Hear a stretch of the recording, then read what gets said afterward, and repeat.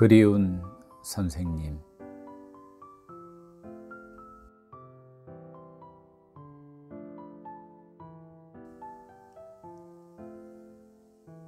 고등학교 2학년 때 존경하는 선생님이 계셨습니다. 토론 수업이나 수행평가라는 게 없던 시절, 선생님께서는 수업 틈틈이 진도와는 무관한 특별한 활동과 발표를 하는 시간들을 가지셨습니다. 그래서 귀찮아하고 싫어하는 친구들도 많았지요. 그래도 그분은 그런 시간에 더 열정적이시고 꿋꿋하셨습니다. 그분의 특별한 수업 활동 중 하나가 묘비명 쓰기였습니다.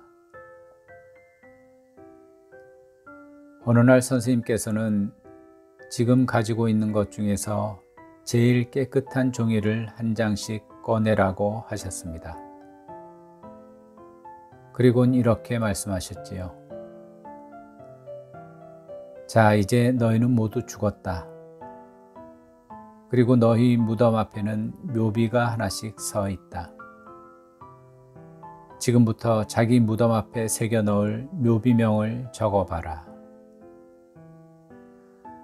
얼마 살지 않아 아직 살 날이 더 창창하게 남아있는 청춘들한테 죽음, 무덤이 다 무슨 소린지, 게다가 묘비명을 쓰라니.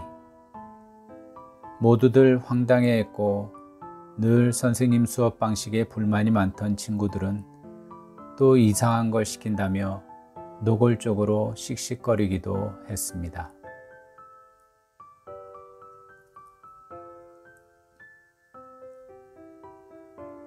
그런데 젊디 젊은 나이에 묘비명을 쓰려고 고민을 하다 보니 이건 죽음에 관한 문제가 아니었습니다.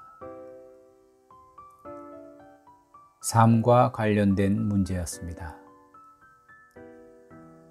우리가 앞으로 살아갈 날이 창창하기에 더욱 중요한 의미가 담긴 삶의 문제임을 곧 깨달을 수 있었던 것입니다.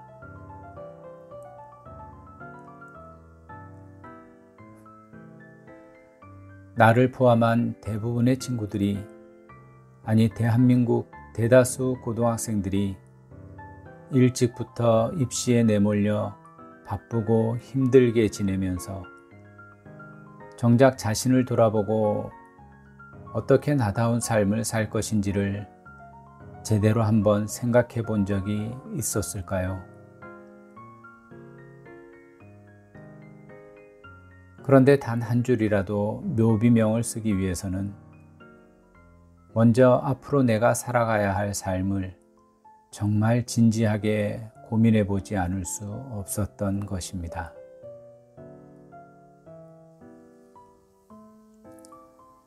선생님께서는 여름방학 중 조를 짜서 무언가를 친구들이 함께 해야 하는 과제를 내주셨습니다. 그런데 방학이 끝나고도 우리는 선생님을 뵐 수가 없었습니다. 그리고 선생님께서 홀연 세상을 떠나셨다는 얘기를 담임 선생님으로부터 듣게 됐습니다. 이제 나이 40이 채 되지 않으셨다고도 하셨습니다. 우리에겐 정말 놀랍고 갑작스러웠지만 선생님께서는 이미 오래전부터 자신의 병을 알고 계셨다고 합니다. 힘든 투병 중에도 자신의 몸이 허락하는 마지막까지 우리와 무언가를 나누기 위해, 아니 오롯이 주시기 위해 학교에 나오셨던 것입니다.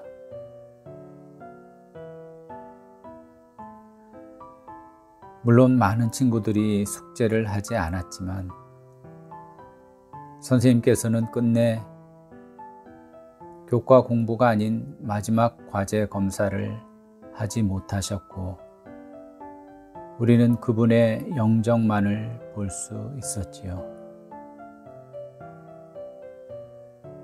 운구 행렬이 학교 운동장을 지나며 선생님의 영정 속 모습을 마지막으로 뵐 때 평소에 선생님에 대해 무척 불만이 많던 친구들까지 크게 어깨를 들썩거리며 눈물을 흘렸습니다.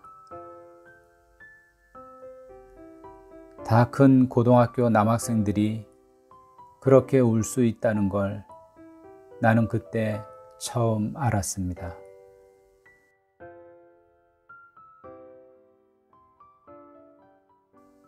그렇게 선생님께서는 무작정 어른이 되어가던 우리들에게 자신과 삶에 대한 성찰의 의미를 그리고 진정한 공부가 무엇인지를 일깨워 주시고 떠나셨습니다.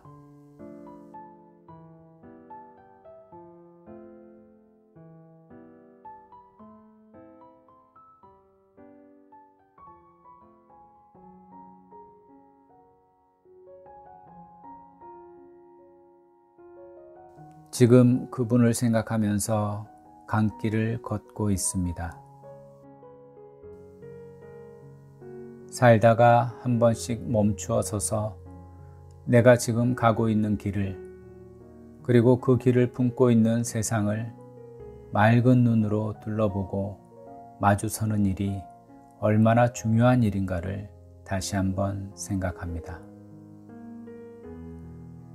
또 사람은 눈으로는 볼 수 없어도 그 사람을 잊을 수 없는 누군가에게는 영원히 살아있을 수 있다는 사실도 새삼 깨달아가고 있습니다. 아파도 소중했던 사랑, 깊게 존경하는 마음, 잊혀지지 않는 추억과 그리움을 통해 우리는 문득문득 그 사람을 만나게 되는 것입니다.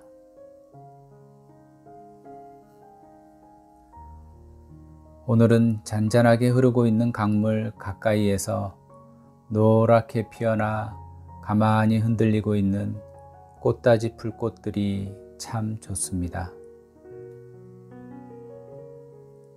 그 작고 환한 풀꽃들을 통해 마른 체형에 안경 쓰시고 여린 듯 빛나게 웃으시던 그리운 그분을 만나보고 있으니까요.